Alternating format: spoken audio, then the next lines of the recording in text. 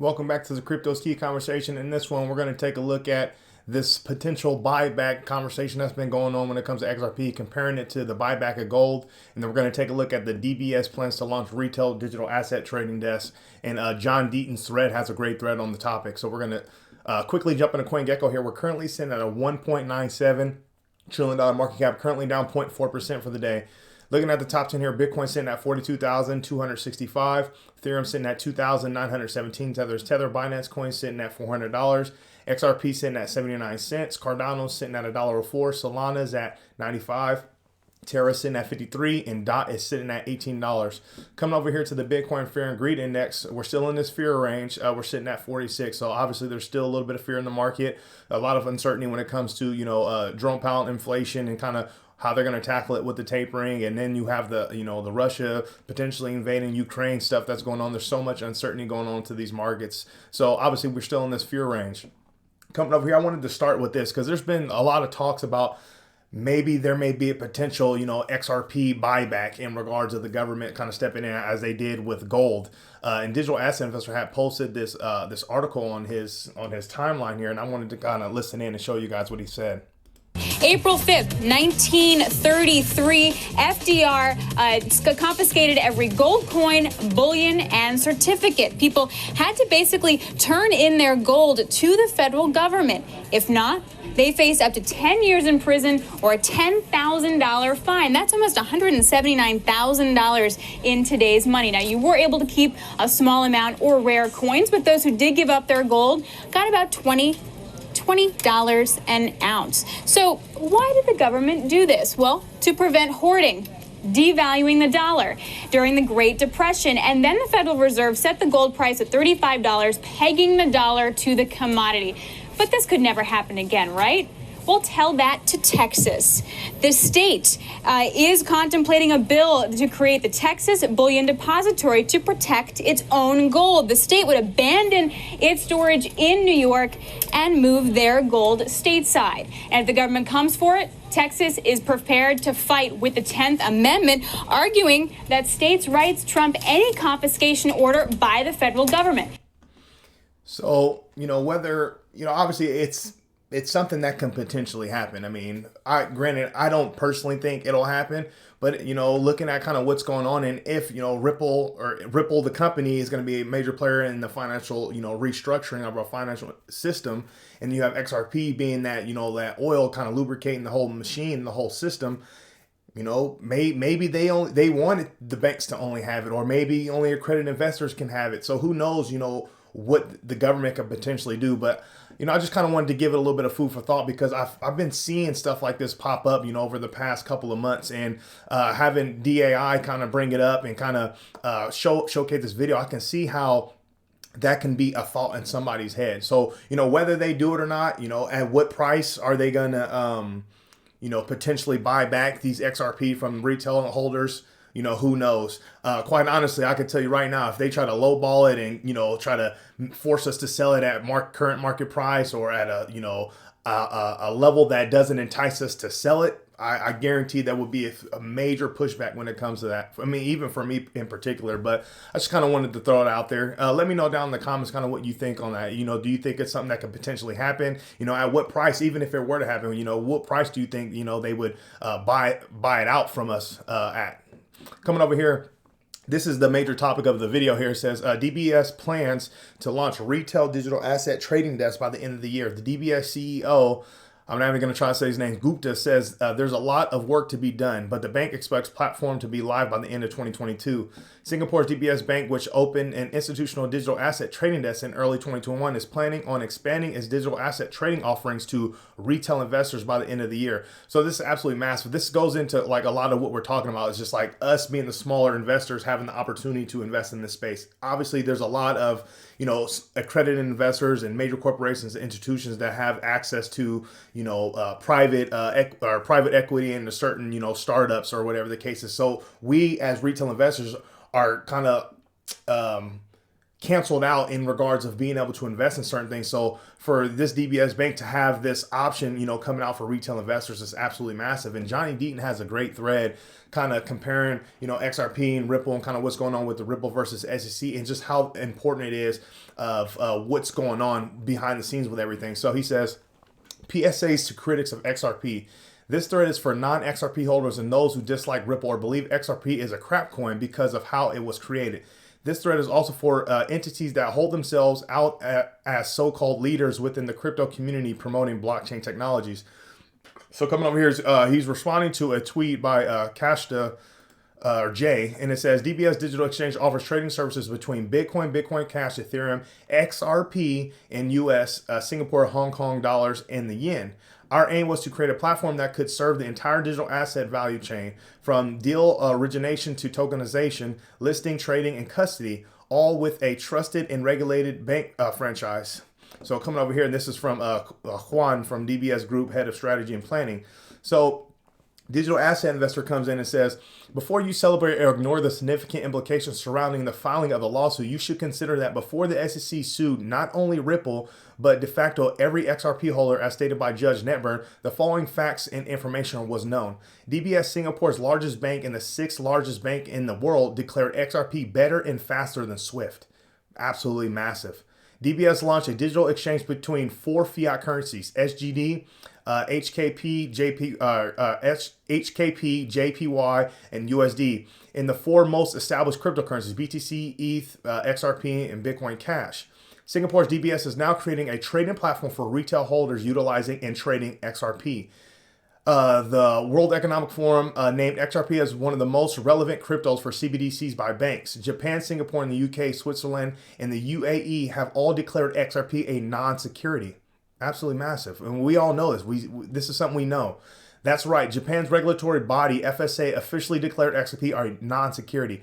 That's right. The UK's regulator agency, FCA, analyzed XRP and stated digital assets fit into several brackets: a security token, a utility token, exchange token. The FCA declared XRP to be a hybrid token, constituting both a utility and exchange token. Regardless, it was specifically determined to be not a security token. The Office of Monetary and Financial Institutions Forum, or OMFIF, produced a report on blockchain technology and discussed the advantages of XRP as an alternative in payments. The IMF published two digital assets being used as an intra-bank bridge currency, XRP and the JP Morgan coin. Belarus' largest bank launched a crypto exchange service to include XRP. London-based think tank said XRP can minimize intermediaries and boost the speed of international payments. Signum, a Swiss bank in Singapore, publicly stated that the individual's institution should increase exposure to the tokens of the future, and the list of those tokens as Bitcoin, Ethereum, and XRP. Signum classified BTC as a future asset for store of value and wealth. It classified Ethereum as an infrastructure play of the future. It classified XRP non-security, but a technology of the future regarding payments. Exactly what OCC Brian Brooks US had publicly discussed. BitPay launched a massive crypto payment for businesses of 225 countries, allowing payment in XRP, ETH, and BTC. The use case alone makes XRP a non-security. Hands down. I mean, for all of us that's been following this and our investors in XRP, we all know this. It says Deal partnered with Coinbase, which then sold XRP, launched a crypto payroll tool that allowed international workers to get paid in Bitcoin, Ethereum, and XRP, allowing near instantaneous withdrawals, which is absolutely massive. No waiting, 2 weeks to get paid, you know what I'm saying? And if you were to pay someone, now waiting 7 days for the transaction to go through after you pay, $30 or whatever the case is to get it going. He continues to say, in other words, international workers withdrew their paychecks in XRP. XRP was and is actively being used as a substitute for fiat currency. This use case alone makes XRP a non-security. Another example here.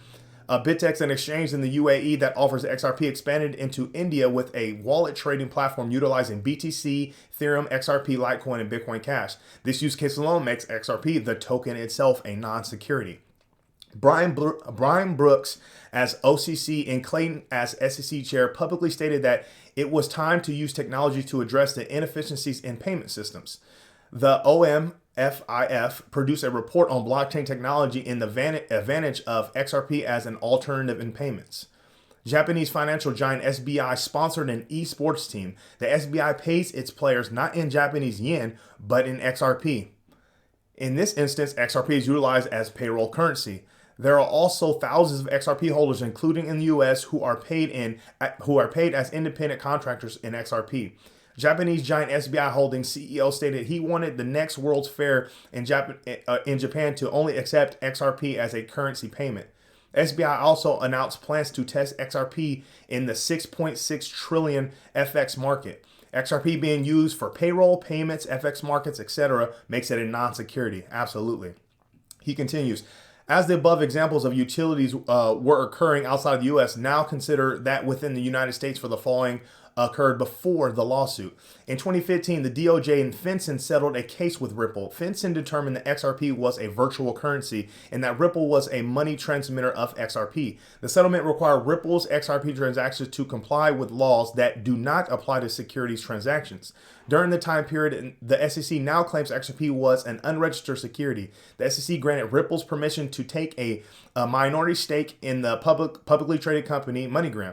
Ripple invested $50 million, purchasing approximately 9% of MGI. The SEC approved this purchase of MoneyGram with the full knowledge that Ripple would encourage MGI to accept and utilize XRP as a cross-border utility token related to remittances. Hence, the SEC allowed the use of the so-called illegal security to be utilized not just by Ripple but by MoneyGram. The SEC admits to this knowledge when it states that Ripple paid money transmitters significant financial compensation, often paid in XRP.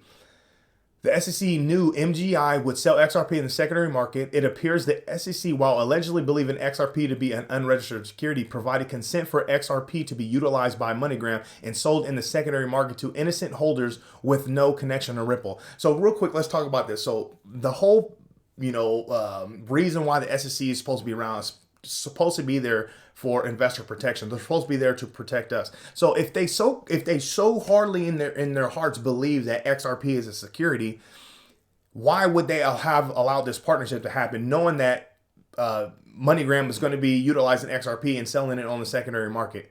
And they're selling, like he said, they're selling it to innocent holders with no connection to Ripple. We have no ties to Ripple. A lot of people that invest in XRP didn't even know of the Ripple company. I mean, so if you're so-called there to protect the investors, why did you allow this to go on? And that's not even including all the other stuff that's happened. You knew this for years and years, but 8 years later, you want to drop a lawsuit. In the pandemic, a couple of days before Christmas too. With that alone.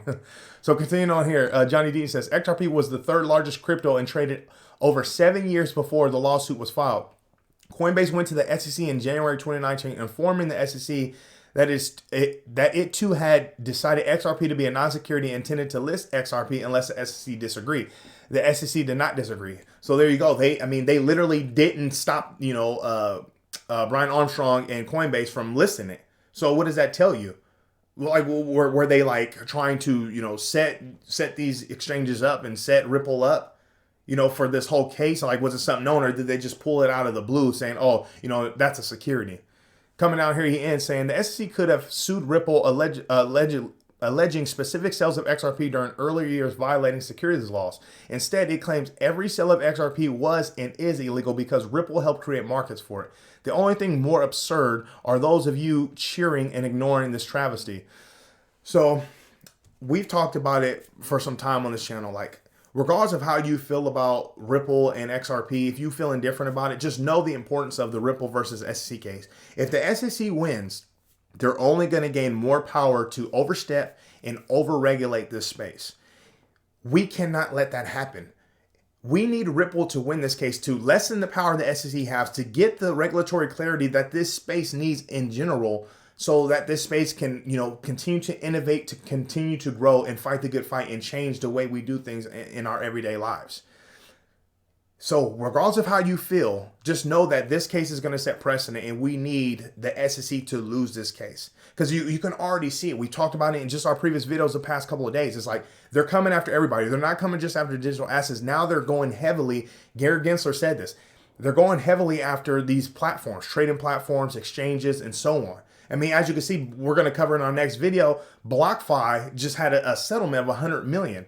You know, they just shut down, you know, Coinbase's attempt to set up a lending product for their customers. And then you have other, you know, platforms that are under attack, you know, by the SEC. So they're really stepping out of what they're supposed to be doing and trying to overregulate, overstep, and overdominate this space. And it's only hindering the progress and innovation within the space, which then in turn affects the so-called retail investors that they're set out to protect.